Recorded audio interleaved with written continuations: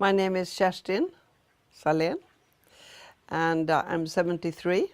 I live here in Mallorca on my farm where we do yoga and health retreats, and I also have organic farming. I was born 1944 and I have lived in many countries. I have 3 children and 7 grandchildren. 2 of them are living here on Mallorca with their families. I have many interests and passions, and one of them is art. I have painted a lot in my life. Also, I am a health activist and a earth activist. And so I started a movement here on the island called Mallorca Goes Green. And I believe also that a healthy earth makes a healthy person. So they go together. I can't see any kind of difference. I love to travel. I love to have my family around me. I love to have friends. I'm quite sociable. I had a childhood which was interesting. I had a trauma very early in my life. I lost my mother in a traumatic way, and I think it did have an impact on my choices for a long while, until I think I finally realized how it had been governing a lot of my choices. So fear is an important manipulator in our lives, and I think we always need to look out for what makes us fearful and try and confront it.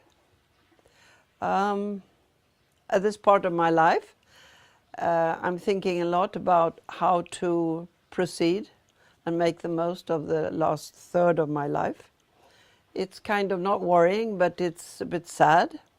I don't want to be in the last third of my life, although I'm not against it. I mean, there are good things about it, like being more safe in myself, able to handle situations, not worrying too much about how I come across, and things like that. But I would like to have another 20 years, apart from the 20 years I hope I have.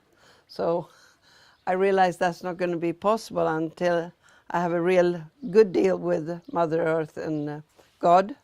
But anyway, it's an issue that has always been perpetuating in literature and in art, you know, how to deal with death, how to deal with what brings you there, and how does it kind of impact the way you live, and how many of us maybe think and take life for granted, when in fact every day is a gift and a blessing. The events that triggered me to think more about health of the earth and health of the human being happened about 17 years ago, when I was confronted with a diagnosis of cancer. And it was in the womb, which was for me quite a symbolic, because it was where the children had been born, so to say. So I contacted really my womb and talked to it a lot and thanked it for all the fantastic space that it had provided for these 3 lovely children. So it made me quite emotional, and I feel emotional right now too. And so I really wanted to safeguard it and not have it operated and taken away. So that was very important to me, and so I went on a quest to see if I could change things around before doing anything else. And I was lucky because I had a friend who was close by, and she had also had cancer, and so she told me what to do. And that's when I also started organic farming, because I realized that what we eat is what we are. And then as I was doing that, I realized also how much toxins we put into earth, and at what dire state Mother Earth is in, and I feel very connected with Earth Mother and me. So we're one in one way. I can't see quite, so if she's suffering, I'm actually suffering too.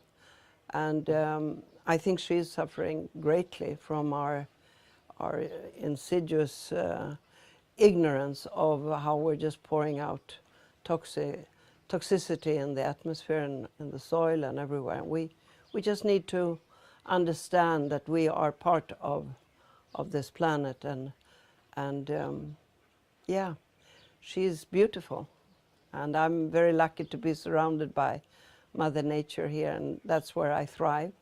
That's where I get my inspiration, and so on. So that triggered me to come out and be an activist for our Earth.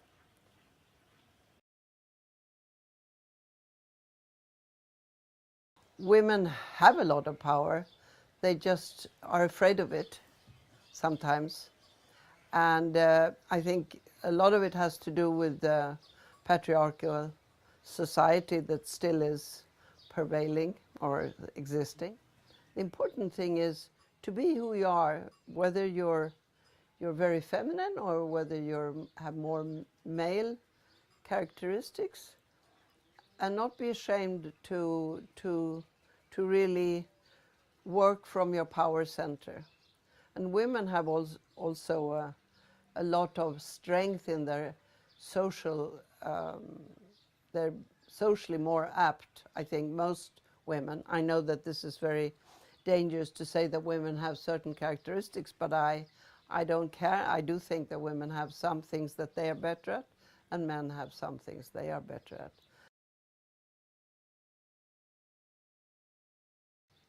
Oh, yes. Well, just let us be who we are, and don't try to fix us. Don't try to tell us what we should do. Be supportive. Love us. Make us laugh. I think women love men who make us laugh. And support us, but don't try to put us in a certain direction. And also, please be at service to us sometimes, because I think most women who want to do something in this world, once they form a family, they kind of see that they have to be at service and go out in the world to change it. And this is very hard for many women, and they get worked out. So if men can service women on occasions, or as much as they do, then that would be very good advice to men. So to be at service just like we are. Hopefully men should not fear us as much as they do. I think one of the problems for men is that they fear our sexuality. They really do. And they have this idea that they have to perform, and they feel that they can be laughed at by women if they can't perform. But, you know, in the end, we're all human beings. Nobody has to perform beyond who they are and what they are at that very moment. The other thing is, I think that men are not quite sure that they're always the father of the children. And this is a secret that the woman so far has been able to keep, and that's made them a bit unsure sometimes. I think more in the subconscious than in the conscious part. But women have some mysteries that men sometimes, I think, it scares them a bit. So it's a liberation for both, really, I think.